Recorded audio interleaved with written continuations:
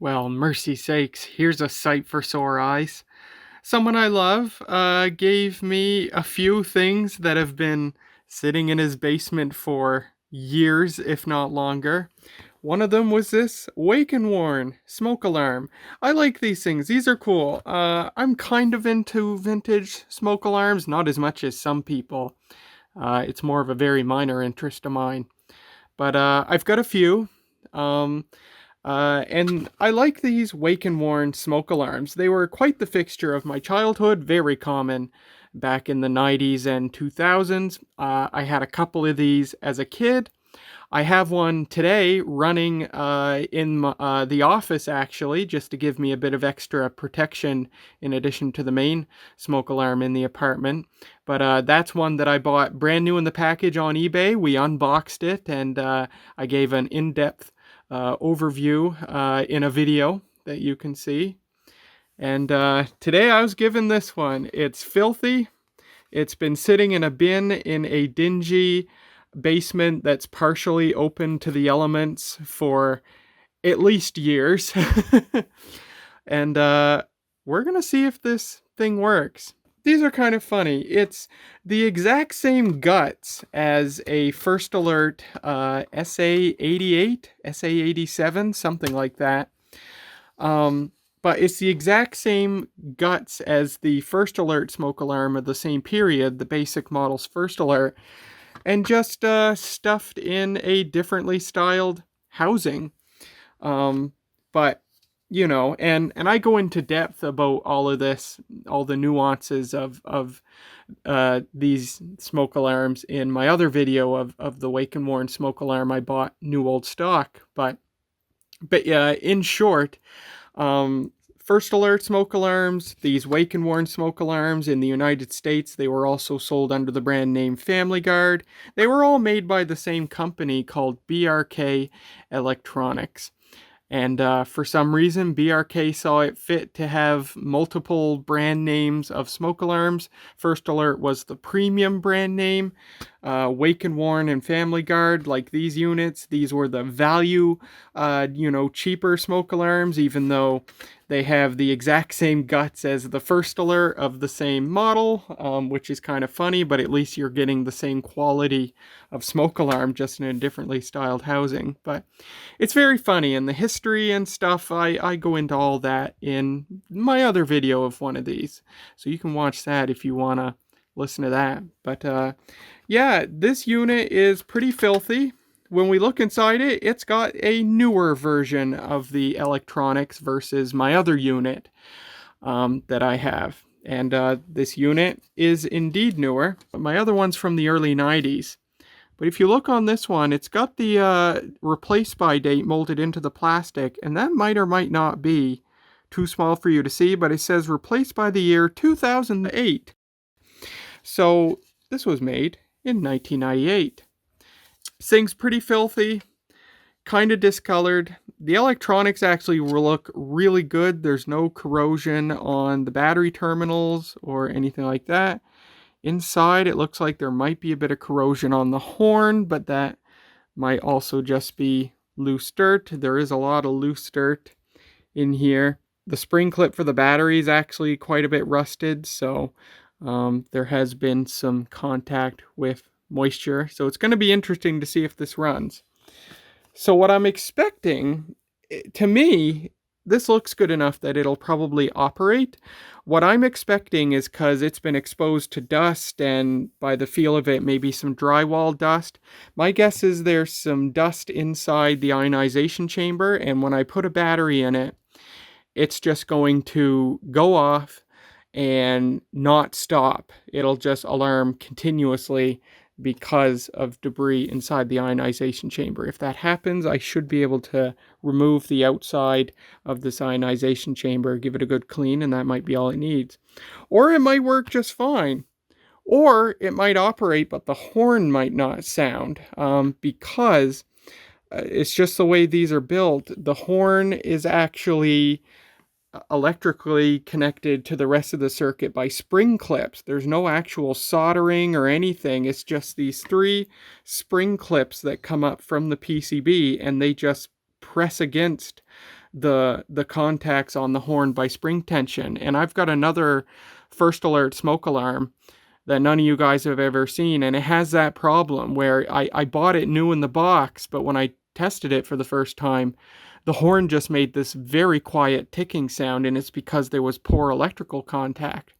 And I was able to kind of reach up inside it and wiggle the spring contacts a little bit, and that got it working, but then it later stopped working again. So on that smoke alarm, I'll probably have to replace the horn. You can buy a horn that sounds the same, but it has wires coming out of it. So you can put the horn element, like the piezo element, inside the plastic casing, and then just snake the wires down, solder them to the PCB, and then it looks original. So that's a way to get around if you have a non-functional horn, which sometimes happens just because of the nature of the way the horn is electrically connected. So, I'll show you the underside. It's the model WNW777DC, assembled in Mexico, just like my other one. Same amount of radioactive material as my other one. Different model designation than my other one, but my other one is an American model. So they always used different models for American versus Canadian, at least for the Wake and Warn and Family Guard units. And it was Underwriters Laboratories of Canada, issue number 8. ULC wasn't quite as busy as their American counterparts, I guess. So, the unit came with this battery in it. Megacell, don't know them, some sort of dollar store brand. When I put my tongue to this battery, which, I don't know, I suppose I should have maybe washed the contacts before placing my tongue on this battery that's been sitting in a dingy basement. This battery still has some charge to it, but it's not terribly strong. So let me find another battery, and we'll stick it in this and see what it does. I am the only person in the building right now, so no worries about making loud noises, but let's see what this thing does. It'll probably scare me and make my ears hurt.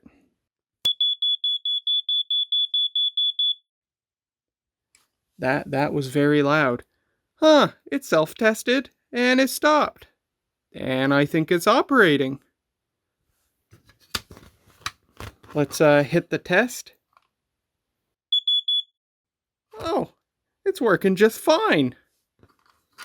I am impressed. Let's check the LED, make sure that flashes. That'll flash every 30 seconds.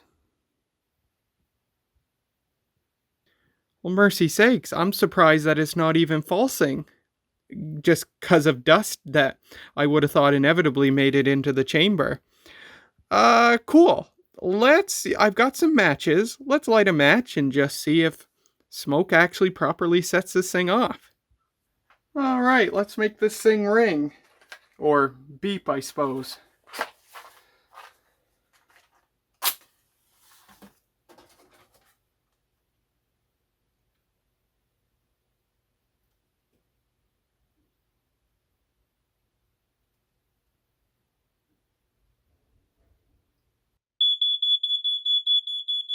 There we go.